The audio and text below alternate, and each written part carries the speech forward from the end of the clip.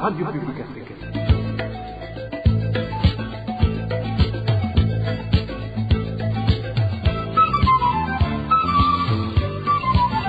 Radio Publique Africaine.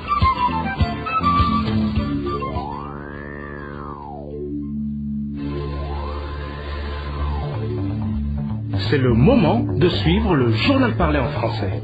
À la présentation, Émile Nivasumbo. Bonsoir et bienvenue dans le journal du 29 août 2023. Voici les principaux titres. Une mesure qui vise la spoliation des citadins, le MSD dénonce le nouveau plan de modernisation de la ville de Bujumbura. Et certains habitants de Rumongue apprécient la mesure du ministre de l'Éducation de rejeter les candidatures des éducateurs qui ne remplissent pas les conditions à la tête des établissements scolaires. Dans cette édition, nous allons aussi donner la parole à certains Burundais qui donnent leurs avis sur les récentes déclarations du président de la République sur la pauvreté dans le pays. Le développement des titres, c'est tout de suite. Je vous le disais en titre, la mesure du gouvernement ordonnant aux propriétaires des parcelles en commune Mukaza de présenter les plans de leur construction en étage ne vise que la spoliation des citoyens. C'est ce que déclare le parti MSD dans son communiqué de ce mardi. Selon le mouvement pour la solidarité et la démocratie, c'est une mesure qu'il faut contester. Marie-Ange Irakoze. Le parti MSD rappelle que le 6 août dernier, le ministre des Infrastructures a dit aux citadins que, pour éviter d'être expropriés, les propriétaires devaient présenter les plans de construction aux normes d'urbanisme. Dans le communiqué de ce mardi signé par son président Alexis Sinduhije, le parti MSD indique que c'est un programme de vol organisé par le parti CNDD-FDD. En plus de cela, le MSD signale que le plan d'aménagement de la ville de Bujumbura date de 1983-1984, ce qui veut dire que le dit programme n'a jamais été l'œuvre du parti CNDD-FDD, même si ce dernier est en train d'en faire le tien. Pire encore, le parti MSD fait savoir que la dite mesure est un nouveau moyen mis en place par le CNDD-FDD dans le but de spolier la population comme il le fait depuis très longtemps. Une raison de plus qui pousse le parti MSD à interpeller tous les propriétaires de ces parcelles de refuser cette mesure, surtout qu'elle concerne tout le monde, que ce soit les plus aisés et les moins aisés. Selon toujours le mouvement pour la solidarité et la démocratie, le parti CNDD-FDD cherche à tout prix à montrer que ce programme d'aménagement de la ville de Bujumbura est un programme de l'État alors que l'État n'a pas les moyens, que ce soit aujourd'hui ou même dans les jours à venir. De surcroît, le dit programme ne vise que ceux qui ont eu ces parcelles depuis très longtemps durant l'époque coloniale pour les voler sans crainte. Quant au prétexte selon lequel ces parcelles vont être attribuées à ceux qui sont capables de construire et aux Burundais de la diaspora, cela n'est que du pur mensonge selon le parti MSD car tous sont des membres du CNDD-FDD. En plus de cela, aucun investisseur ne va oser investir au Burundi pour le moment avec la situation actuelle du pays selon ce parti. Le MSD invite alors tous ceux qui sont concernés par cette mesure à le rejeter car selon ce parti, et ne vise que spolier la population. Puisque nous parlons de terre, il est difficile de comprendre comment la communauté de l'ethnie Twa n'a pas de terre cultivable alors qu'il se pourrait qu'elle est arrivée en premier au Burundi. Propos de Gratien Rukindikiza, l'un des Burundais résidant en France et membre de l'association Fraternité Ubuvukani, chargé du développement pour tous, surtout la communauté de l'ethnie Twa. Selon lui, c'est incompréhensible que les gens de l'ethnie Twa sont toujours discriminés en les appelant par leur ethnie, alors que ce n'est pas le cas pour les autres ethnies. Suivez Gratien Rukindikiza. La situation des Twa au Burundi est assez inquiétante. Disons qu'on dit que ce sont des premiers arrivés, on les appelle Abasangwa Butaka, ceux à qui appartenait la terre, donc la terre burundaise. À considérer que la terre, c'est le roi qui donnait la terre, aux gens, c'est-à-dire que le roi a donné la terre aux Bahutu et aux Batutsi, mais en retirant la terre des toits. Cela veut dire que les toits n'ont pas fait l'agriculture, les toits n'ont pas suivi le développement parce qu'ils étaient spoliés dès le départ. C'est-à-dire que si on a pris leur terre, on leur a retiré la terre, on leur a retiré la richesse, ils n'ont pas pu faire l'agriculture, ils se sont appauvris. Les régimes qui ont suivi les Hutus et les Tutsis au pouvoir, ils ne sont jamais occupés de ces Batwa, alors qu'ils avaient les biens qui leur appartenaient. Si on considère comme des Basangwa-Butaka, si je vais dans le sens de ce que dit le pouvoir, chaque fois maintenant on célèbre à la fête des Basangwa-Butaka, la fête des Batwa, pour faire les pots. Mais les pots, c'est un métier qu'ils ont adopté non pas par choix, mais parce qu'ils n'avaient pas autre chose. Ils n'avaient pas autre chose à faire. Ce qui fait que cette injustice doit être corrigée. Je vois mal pourquoi les Hutus et les Tutsis et les terres qui devaient appartenir au départ aux Batwa, et qu'aujourd'hui les Batwa n'aient pas les terres. Et les toits restent dans la pauvreté parce qu'ils n'ont pas la terre pour travailler la terre. Ils sont des travailleurs, ils ont besoin de la terre pour travailler. Ils ne sont pas paresseux. Selon Gratien Rukindikiza, la communauté de l'ethnie Toa a subi de l'injustice et demande que le gouvernement rende justice à cette communauté. En fait, c'est à l'État de les indemniser, à l'État non seulement de leur donner la terre plus rapidement possible, mais aussi de les indemniser en payant en argent, oui, mais aussi en faisant des promotions, en faisant une discrimination positive au niveau des emplois, au niveau des études même, pour que les toits aient aussi un niveau comme les autres. En même temps, les gens, ils aiment pas, par exemple, on voit des gens des Bahutu et Batutsi qui disent qu'ils ne peuvent pas manger avec les Batwa. Mais les Batwa sont des Burundais comme les autres, ils ont le même sang que les autres, ils sont les premiers, je dirais même, sont les vrais, les authentiques. Et s'ils sont des authentiques, pourquoi les autres peuvent les mettre de côté? C'est une question primordiale. On a parlé des questions des Hutus et des Tutsis, mais ils se battaient pour le pouvoir. Les Tois ne sont jamais battus pour le pouvoir. Ils se battent pour la survie. Comment est-ce qu'on peut refuser à quelqu'un de survivre, de pouvoir vivre au moins sans réclamer le pouvoir, alors que les autres sont en train de se battre pour avoir le pouvoir? Aujourd'hui, les gens qui sont au pouvoir, les nantis, ils se partagent les terres du Burundi, les terres de l'État. Mais on passe des années à chercher les terres des Tois. On ne peut pas dire qu'un chômeur est paresseux. Et les Tois, ils ne sont pas paresseux, mais ils n'ont pas la terre, ils n'ont pas de quoi manger. Donc, c'est vraiment une question inquiétante. Mais le problème, c'est que ça donne l'impression que ce n'est pas une question pour le pouvoir, et même pour les autres.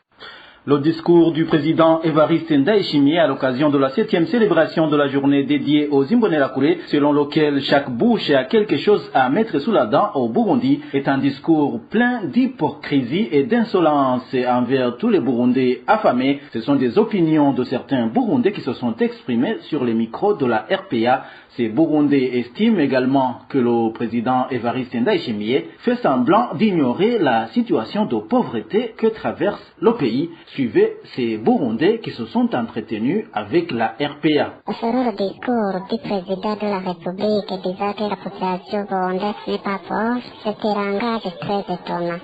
Par exemple, la population burundaise peut passer toute la journée sans toutefois avoir à manger. Une fois la retrouver, il peut prendre le repas une fois par jour. Donc, le président de la République a oublié là où il venait. Donc, la richesse qu'il a dans ces 2 ans état au pouvoir n'avait pas auparavant. C'est regrettable vraiment quand on entend le discours du président de la République qui dit que les Burundais ne sont pas pauvres alors qu'ils ne mangent pas même une fois par jour. Et d'ailleurs, suivant les indicateurs internationaux de pauvreté, on voit que le produit intérieur brut, il est évalué à quel niveau. Pour dire qu'un pays de la population est pauvre par rapport à l'autre, il faut regarder les indicateurs internationaux sur le produit intérieur brut. On constate que ce n'est pas tout le monde qui peut manger une fois par jour. Et si on ne peut pas manger une fois par jour, est-ce qu'on peut dire qu'on est riche?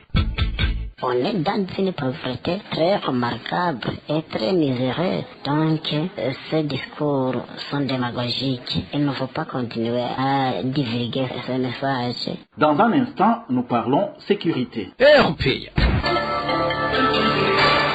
La rédaction de la RPA a pu répertorier un cas d'assassinat en province Kayanza au cours de la semaine dernière. La victime est un certain Eric Nyonguru, âgé de 23 ans. Selon les sources sur place, la victime a été tuée à coups de bâton par des travailleurs affectés dans les champs de Deogide Rurema, l'ancien ministre de l'Environnement, de l'Agriculture et de l'Élevage. Il le soupçonnait d'être un voleur. C'était sur la colline Myugariro en commune Muruta. Mardi dernier, la famille de la victime demande à la justice de poursuivre les auteurs de cet assassinat. 3 personnes ont été arrêtées par la police de Kayanza pour des raisons d'enquête. Parlons éducation à présent. Des parents des élèves de certaines écoles de la commune Rumonge saluent la décision récemment prise par le ministre de l'Éducation de suspendre les nominations des directeurs et fonctionnaires de certaines écoles après avoir constaté qu'ils ne remplissaient pas les critères requis. Mais tenant compte de ces nominations suspendues, ces parents indiquent également qu'ils trouvent lacunaire qu'il y ait des nominations sur base de favoritisme. Éloge Divin, Remecha nous en dit plus. Dans une correspondance que le ministre de l'Éducation a adressée au directeur provincial de l'enseignement à Rumonge en date du 23 août courant, le ministre François Azalimana indique que les candidats proposés au poste de directeur de 2 écoles ainsi qu'au poste d'économe dans l'une de ces 2 écoles sont rejetés suite à leur manque de compétences et d'expérience requises. Ces candidats rejetés avaient été proposés par le DPE pour que leur approbation soit faite par le ministère de tutelle. Chose faite, affirme nos sources qui précisent aussi que leurs nominations ont suivi. Nos sources ajoutent que les 3 individus nommés seraient tous des membres du parti au pouvoir, le CNDD-FTD. Ces nominations étaient entre autres celles du directeur et économe du lycée de Rumonge, ainsi que celles du directeur du lycée Saint-Augustin, Wilimba. Certains enseignants révèlent que même des remises et reprises entre les nouveaux et les anciens occupants des postes cités ont eu lieu. Nos sources font savoir qu'après que des lamentations sur l'incompétence des candidats nommés aient pu atteindre le ministre, ce dernier a revu sa décision et a suspendu ceux qu'il avait nommés sur proposition du DPE Rumonge. Du côté des parents et des enseignants, certains se réjouissent de l'annulation de ces nominations, mais il y en a qui dénoncent aussi que le secteur de l'éducation ne soit pas considéré à sa juste valeur. Nous souhaitons que les nominations à de tels postes ne soient plus faites sur base de favoritisme ou d'appartenance politique, car c'est contre-productif. Il faut qu'ils réhabilitent le secteur de l'éducation en garantissant une bonne éducation et un bon apprentissage à nos enfants. Des informations qui proviennent de certains enseignants indiquent que celui qui avait été nommé au poste de directeur du lycée de Rumonge avait fait le droit à l'université, mais qui n'avait pas de diplôme attestant son parcours académique. C'est au moment où celui nommé au poste d'économe, d'ailleurs réputé être proche du gouverneur de Rumonge, était un enseignant de l'école primaire et n'avait pas de diplôme lié à ses nouvelles fonctions. Du côté du lycée Saint-Augustin, le directeur nommé n'a pas non plus de diplôme, selon nos sources, qui précisent que sa qualification équivaut à 3 ans d'études à l'ENS. Vous saurez que dans sa correspondance, le ministre François Abdelimana demandait au directeur provincial de l'éducation de Rumonge de lui envoyer d'autres propositions de candidats avant le 30 août. La pénurie permanente du sucre en mairie de Bujumbura inquiète certains citadins. Certains habitants de la capitale économique indiquent qu'ils viennent de passer plus de 4 mois sans trouver cette denrée alimentaire. Les détails avec Elvis Nyomongere. Certains habitants de différents quartiers de la mairie de Bujumbura indiquent qu'ils viennent de passer en ce temps sans se procurer le sucre suite à sa pénurie. L'exemple est celui de certains habitants de la zone Bwiza de la commune Mukaza qui disent qu'ils viennent de passer plus de 4 mois sans consommer le sucre. Ici à Bwiza, la question du sucre est devenue un casse-tête. On vient de passer presque 5 mois sans voir le sucre. On peut entendre qu'il était disponible sur une telle avenue et quand on s'y rend immédiatement, ils te disent que le sucre est terminé. On se demande pourquoi il est insuffisant à ce point. On avait pensé qu'il allait être disponible au moment où le gouvernement a revu à la hausse son prix, mais rien n'a changé. Vraiment, on ne sait pas quoi faire. Au nord de la ville de Bujumbura, surtout dans la zone Chibitoke de la commune Nahangwa, de Stade. Il faut savoir qu'ils n'ont vu le sucre depuis plus de 3 mois. Dans notre zone de Chibitoke, c'est très dommage. Nous venons de passer plus de 3 mois sans même goûter au sucre. C'est dans toutes les localités de la zone, depuis la première avenue jusqu'à la 16e. Nous demandons pourquoi on n'a pas de sucre, mais on ne nous donne pas de réponse. Cette situation s'est empirée après que le gouvernement a vu à la hausse le prix du sucre. La pénurie de cette denrée alimentaire de première nécessité s'observe également dans la commune Moha, au sud de la ville de Bujumbura, selon nos sources.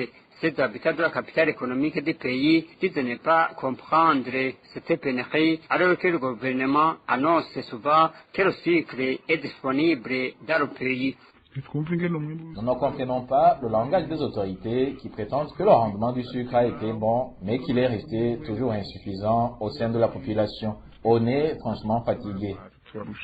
Ces habitants de la ville de Bujumbura demandent au gouvernement de trouver une solution durable à la pénurie du sucre. Pour clore cette édition, parlons de la pénurie de certains produits Braroudi, les plus préférés en commune Moutaro de la province Gitega, et cela depuis plus d'une semaine. Seules les boissons produites en Ngozi y sont abondantes. Les consommateurs de ces produits Braroudi en carence se lamentent. Plus de détails avec Dani Claire et la Trombe. Les produits Braroudi qui font défaut en commune Moutaro depuis toute cette période sont essentiellement la grande et la petite Amstel, de même que la grande et la petite Primos.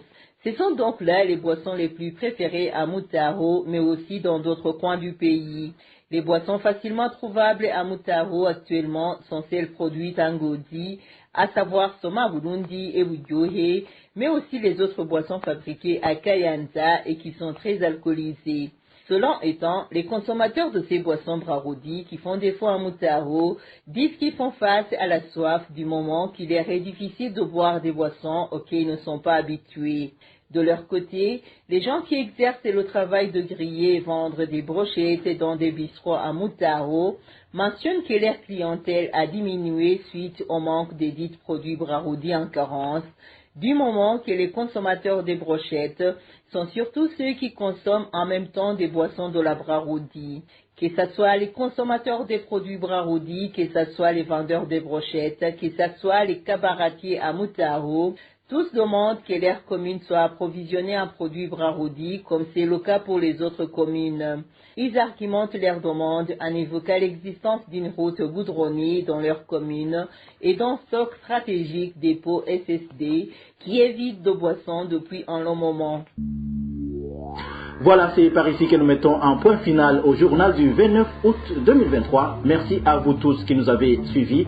À la présentation, c'était Émile Nibasumba. Au revoir.